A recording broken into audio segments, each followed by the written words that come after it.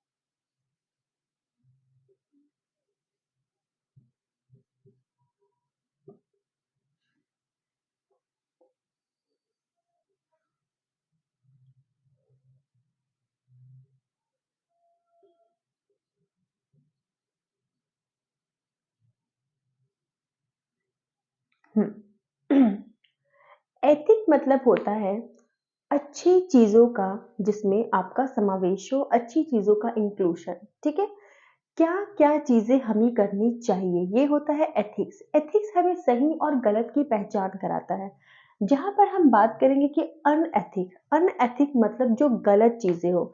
लेकिन I think यहाँ पर ये लिखना सही नहीं होगा, क्योंकि अनएथिक के बारे में हम क्यों ही पढ़ेंगे। ठीक है, या फिर ठीक है।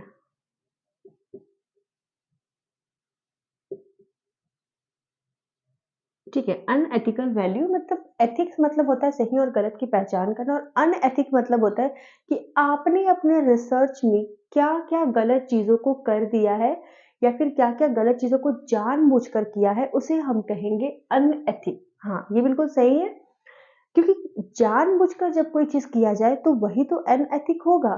ठीक है, चलिए अब इसमें भी हम पॉइंट वाइज समझते हैं। इसे जानने के लिए सबसे पहले हम बात करेंगे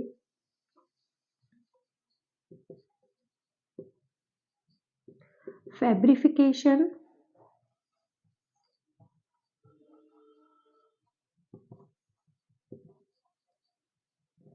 falsification,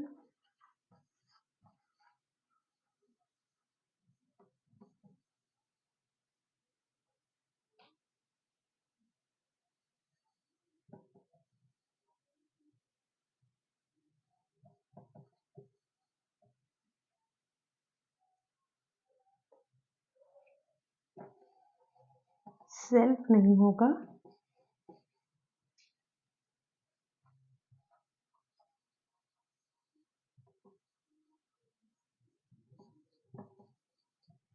plagiarism. Fabrication, falsification, plagiarism. Fabrication क्या है? फैब्रिफिकेशन को अगर आप इसका हिंदी टर्म्स देखो तो इसका मतलब होता है मनगढ़ंत। फॉल्सिफिकेशन का मतलब होता है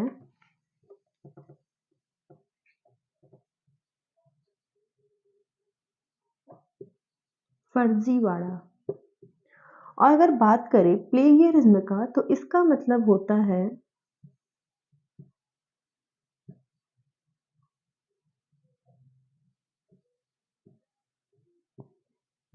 साहित्यिक चोरी। अब हम बात करेंगे कि फैब्रिफिकेशन होता क्या है।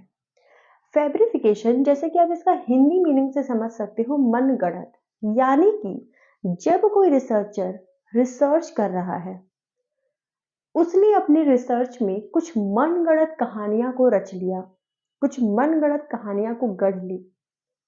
अब क्या होगा, जब उसने कुछ मनगढ़ंत कहानियां को गढ़ लिया तो क्या वो सही था? नहीं। क्या उससे एक्चुअल रिजल्ट आएगा? नहीं। या फिर अगर कोई रिजल्ट आ भी गया तो क्या वो एक्यूरेट होगा? नहीं। इसे ही हम कहेंगे फैब्रिफिकेशन। अब फैब्रिफिकेशन होता कैसे है? सपोज दैट ये है आपका एंटायर पॉपुलेशन, इसमें से मान लो हमने 100 एज अ सैंपल लिया, ठीक है। अब इस सैंपल से हम क्या करते हैं? डेटा कलेक्शन करते हैं। हमने जब डेटा कलेक्ट किया, हम 85 लोगों के पास गए और डेटा कलेक्ट किए, तो 85 लोगों से हमें डेटा कलेक्शन करने में प्रॉब्लम नहीं हुआ, हमें बहुत ही इजीली डेटा मिल गया, ठीक है। कितने लोगों से? 85 लोगों से। आप इसको 90 भी कर सकते हो, जैसा आपका मन, ठीक है। मान लो मैंने 85 एग्जाम्पल लिया है कि 85 से मुझे इजीली डेटा मिल गया, लेकिन बाकी के जो 15 थे, इससे मुझे डेटा कलेक्ट करने में बहुत ही ज्यादा परेशानी हुई और अभी तक ठीक से डेटा कलेक्ट नहीं हो पाई, लेकिन रिसर्च में डिले हो रहा है। तो फिर रिसर्चर ने क्या किया? ये तो एक्यूरेट था, इसमें तो जो भी डेटा मिले वो सब सही थे, लेकिन इसका जो डेटा उसको नहीं मिल पा रहा था, तो इसने क्या कर दिया? फैब्रिफिकेशन कर दिया। फैब्रिफिकेशन मतलब उसने मनगढ़ंत कहानियां रच ली कि अगर 85 का डेटा जैसा होगा, इसी को बेस मान करके उसने इस 15 को भी एज अ डेटा उसका रेडी कर लिया। इस तरह के रिसर्च में जो रिजल्ट आएगा वो रिजल्ट फैब्रिफिकेशन होगा, क्योंकि इसमें मनगढ़ंत किया गया है, इसमें अपने मन से इसका डेटा मान लिया गया है। और जब रिसर्च में कोई भी चीज जब मन से मान लिया जाए तो वो फैब्रिफिकेशन ही तो है, उसमें एक्चुअल पता नहीं चल पा रहा है ना। अब इसका जो रिजल्ट आएगा, इसका जो रिजल्ट आएगा, वो जो भी आएगा वो गलत ही होगा, ठीक है। वो क्या होगा? वो गलत ही होगा, क्योंकि इस तरह का जो प्रोसेस यूज किया गया है वो एथिकल नहीं है, वो क्या है? अनएथिकल है, ठीक है।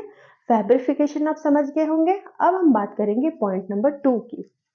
पॉइंट नंबर 2 में क्या है? फॉल्सिफिकेशन, यानी कि फर्जीवाड़ा, ठीक है। फर्जीवाड़ा, फर्जीवाड़ा मतलब क्या है? इसे एग्जाम्पल से इसको भी समझते हैं। ये है इंटायर पॉपुलेशन, ठीक है। इसमें से हमने 100 लोगों को एज अ सैंपल लिया, ये भी ठीक है। अब हमने इसमें से डेटा कलेक्ट किया, ठीक है, ये भी ठीक है। जब हम रिजल्ट निकाल रहे हैं तो रिजल्ट निकालने में हमें प्रॉब्लम आ रही है। हमारा जो रिजल्ट है वो जो आना चाहिए वो नहीं आ पा रहा है, कुछ ना कुछ प्रॉब्लम्स हमें फेस करना पड़ रहा है, पर रिजल्ट तो निकालना है, क्योंकि रिसर्च किए हैं, इतना मेहनत की है, तो रिजल्ट तो निकालना है। पर रिजल्ट आ नहीं पा रहा है, रिजल्ट आने में प्रॉब्लम हो रहा है, तो फिर हम क्या करेंगे? तो फिर हम क्या करेंगे? हम इस डेटा में कुछ चेंजेस करेंगे। क्या करेंगे? कुछ चेंजेस कर देंगे अपने मन से। डेटा कलेक्ट कुछ और हुआ था, लेकिन चूंकि हमारा रिजल्ट नहीं आ रहा है, तो हम डेटा में अपने मन से कुछ चेंजेस कर देंगे, कुछ मैनिपुलेशन कर देंगे, जो कि करना नहीं चाहिए। एक्चुअल इसका प्रोसेस क्या होना चाहिए? एक्चुअल इसका प्रोसेस होना चाहिए कि फिर से आप इंटायर पॉपुलेशन से सैंपल लीजिए दोबारा से, और दोबारा से उसको क्या करिए? डेटा कलेक्ट करिए। पर उसने क्या किया? अब दोबारा से सैंपल कलेक्ट करने के चक्कर में उसने सोचा कि उसका टाइम वेस्ट होगा, तो उसने क्या किया, दोबारा से ये सब नहीं करके उसने डायरेक्टली क्या किया, डेटा में ही चेंजेस कर दिया। एक्चुअल डेटा कुछ और आया था, उसने कुछ चेंज कर दिया, कुछ मैनिपुलेट कर दिया। क्यों? क्योंकि उसका रिजल्ट जो एरर आ रहा था वो उसके चेंज होने से सही आ जाएगा, इसलिए उसने चेंज कर दिया। लेकिन ये गलत प्रोसेस है, क्योंकि इस तरह से अगर रिजल्ट आ भी जाएगा तो वो इन फ्यूचर रियल लाइफ का प्रॉब्लम का सॉल्यूशन करने में काम नहीं आएगा। और हमारा मेन मकसद क्या होता है रिसर्च करने का? हमारा मेन मकसद होता है कि हम जब भी रिसर्च कर रहे हैं तो हमारा रियल लाइफ से जुड़ा जो भी प्रॉब्लम है उसका सॉल्यूशन होना चाहिए, ठीक है, और अदर रिसर्चर को उसका यूज भी होना चाहिए। अब सपोज दैट मान लो ये रिजल्ट आ गया और इसको पब्लिश भी कर दिया गया, ठीक है, उसको पब्लिश कर दिया गया। अब जब कोई और रिसर्चर इसको यूज करेगा एज अ रेफरेंस तो क्या होगा, उसका भी रिजल्ट रॉन्ग आएगा। तो इस तरह से रिसर्च एक ऐसा प्रोसेस है जिसको बहुत ही ध्यान में रख करके रिसर्च करना चाहिए, ठीक है। तो ये भी आपका क्या हो गया, ये भी आपका गलत हो गया। और इस तरह से जो चेंजेस या जो मैनिपुलेशन किया जाता है उसे ही हम कहते हैं फॉल्सिफिकेशन, यानी कि फर्जीवाड़ा।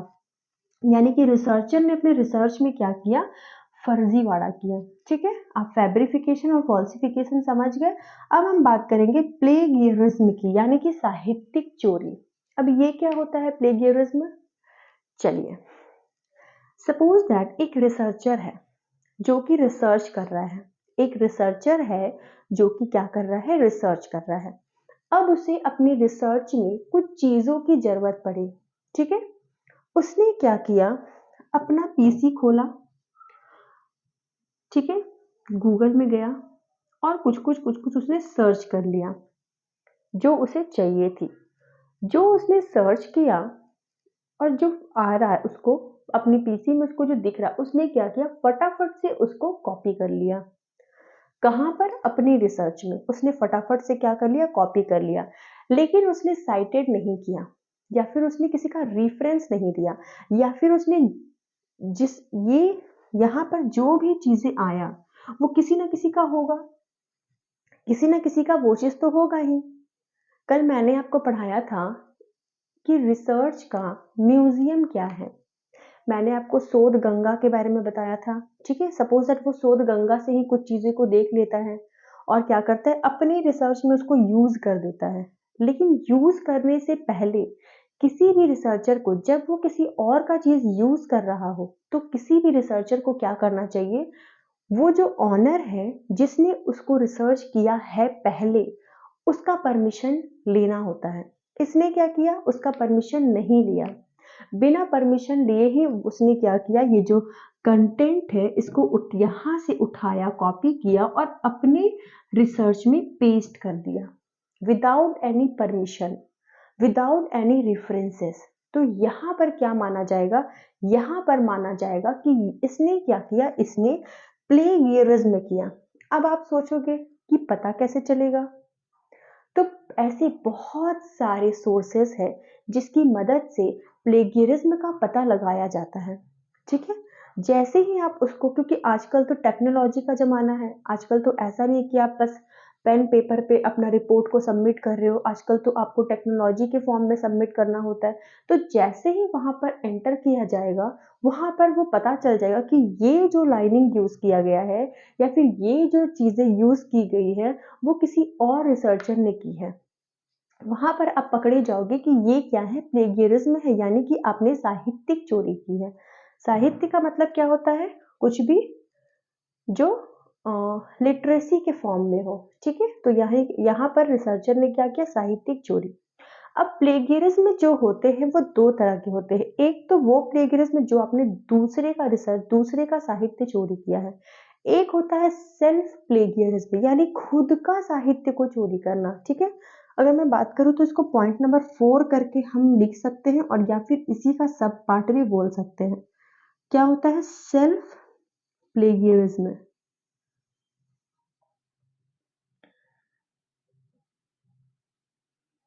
ये क्या होता है, ये होता है, मान लो मैं रिसर्चर हूँ, मैंने पास्ट में कोई रिसर्च किया है और उस पर रिपोर्ट राइटिंग किया है, उसको थेसिस भी वो पब्लिश्ड हो गया है, ठीक है। अब जब मैं दूसरा रिसर्च कर रही हूँ तो मैंने क्या किया, अपने पहले वाले रिसर्च से कुछ कंटेंट उठाया और दूसरे वाले रिसर्च में डाल दिया। मुझे ये भी नहीं करना है। कब? जब तक मैं उसको साइटेड ना करूँ या फिर मैं उसका रेफरेंस ना दूँ कि हाँ मैंने इस वाले रिसर्च से उसको कॉपी किया है। ठीक है, इसे भी हम कहेंगे सेल्फ प्लेगियरिज्म, यानी कि एक रिसर्चर पास्ट में उसने जो खुद का कोई रिसर्च को किया है उसे भी वो कॉपी नहीं कर सकता। ठीक है, अगर उसने उसको भी कॉपी किया तो उसे भी हम क्या कहेंगे, सेल्फ प्लेगियरिज्म, यानी उसने खुद की साहित्यिक चोरी की। ठीक है, तो ये सारी कुछ चीजें थी जो कि अनएथिकल वैल्यूज को बताता है। कुछ और भी चीजें हैं जिसके बारे में हम बात करेंगे। इसे मैं कर देती हूँ रफ, क्योंकि ये आप समझ गए होंगे। Sorry.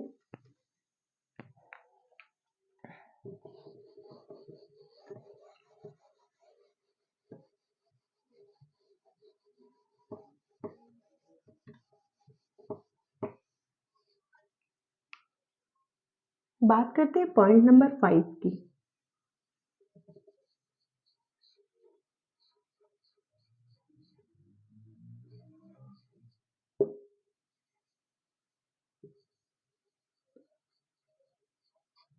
Misuse of fund. Fund क्या होता है? फंड बेसिकली जब आप यूजीसी नेट क्लियर करोगे तो आपको एक जेआरएफ दिया जाएगा। ठीक है, नेट जेआरएफ जब आप क्लियर करोगे तो आपको क्या मिलेगा?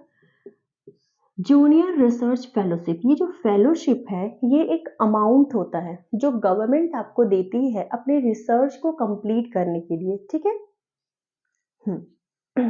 तो जो आपको फेलोशिप दिया जा रहा है उस फेलोशिप को आपको मिसयूज नहीं करना है। यानी कि आप इस फेलोशिप को ऐसा नहीं कि सपोज दैट आपको मिल गया 35,000, अब आप क्या किए, इसको रिसर्च में यूज करने की बजाय आपने क्या ले लिया, अपना स्मार्टफोन। अपना क्या ले लिया? स्मार्टफोन ले लिया। अब यहाँ पर क्या होगा कि आपने उसका क्या किया, मिसयूज किया अपने पर्सनल यूज करके उसको। ठीक है, तो हमें रिसर्च में ये भी नहीं करना, ये भी क्या है, अनएथिकल है। ठीक है, हमें रिसर्च में फंड का मिसयूज भी नहीं करना है।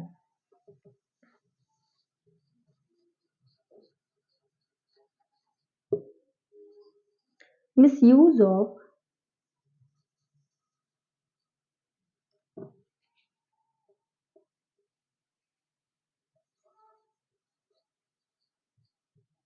Information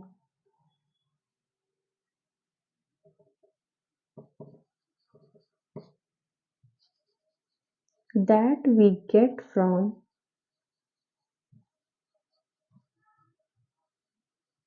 respondent।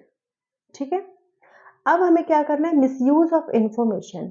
हमें रिस्पोंडेंट से जो भी इंफॉर्मेशन मिल रहा है, ठीक है, हम डेटा कलेक्शन करने के लिए कहाँ जाएंगे, रिस्पोंडेंट के पास। हमने जो भी सैंपल लिया वो एक लोग ही तो है। अब उस लोग के पास हम क्या करने जाएंगे, डेटा को कलेक्ट करने जाएंगे। जब हम उनके पास डेटा को कलेक्ट करने जाएंगे तो बहुत सारे टर्म्स होती है, जैसे कि कुछ रिस्पोंडेंट कहेंगे कि मेरा नाम नहीं आना चाहिए, कुछ कहेंगे कि मैंने आपको जो भी चीजें बताया है वो पब्लिश नहीं होनी चाहिए, कुछ कहेंगे कि मतलब मेरा कुछ भी डिटेल्स नहीं आना चाहिए, कुछ आपको बताएंगे और कहेंगे कि इसको प्राइवेसी का आपको ध्यान रखना है। तो ऐसे बहुत सारी चीजें होती है जो कि एक रिसर्चर को ध्यान में रखना होता है। ठीक है, उसको रिसर्चर क्या कर सकता है, मिसयूज नहीं करेगा। उसे ही हम कहते हैं misuse of information that we get from respondent. यानी रिस्पोंडेंट से हमें जो भी इंफॉर्मेशन मिल रही है उसको हम मिसयूज नहीं करेंगे, बल्कि उसको हम एक उसका प्राइवेसी का हम क्या करेंगे, ध्यान रखेंगे। तो ये सारी चीजें होती है जो एक रिसर्चर को रिसर्चर का अनएथिकल वैल्यू है। यानी कि ये सारी चीजें एक रिसर्चर अपने रिसर्च में यूज नहीं कर सकता है। अगर एक रिसर्चर इन सारी चीजों का अपने रिसर्च में यूज करेगा तो कहीं ना कहीं रिजल्ट जो होगा वो सही नहीं आएगा, और इस तरह से उसका पूरा का पूरा जो रिसर्च है वो क्या हो जाएगा, फेल हो जाएगा। ठीक है, और उसको री रिसर्च करना पड़ेगा, यानी कि उसको दोबारा से रिसर्च करना पड़ेगा। तो आज के लिए हमारा था यहीं पर, और हमारा रिसर्च का जो ये एथिकल और अनएथिकल वाला टॉपिक जो है वो ऑलमोस्ट कंप्लीट हो गया है। एक क्लास और मैं इसका लूंगी जिसमें हमारा रिसर्च एथिकल कंप्लीट हो जाएगा। ठीक है, और इसके अलावा भी 2 क्लास मैं और लूँगी जिसमें कुछ-कुछ टॉपिक के बारे में मुझे आपको बताना है और उसके बाद फाइनली हमारा रिसर्च एप्टीट्यूड कंप्लीट हो जाएगा। फिर हम बढ़ेंगे अपने अगले यूनिट की तरफ। Thank you so much. इसे आप नोट कर लेंगे।